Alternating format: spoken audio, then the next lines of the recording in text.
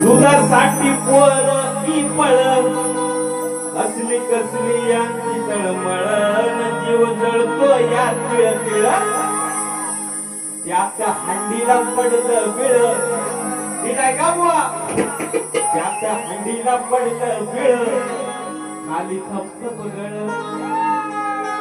त्याच्या हंडीला पडलं बिळ खाली थपथप गळ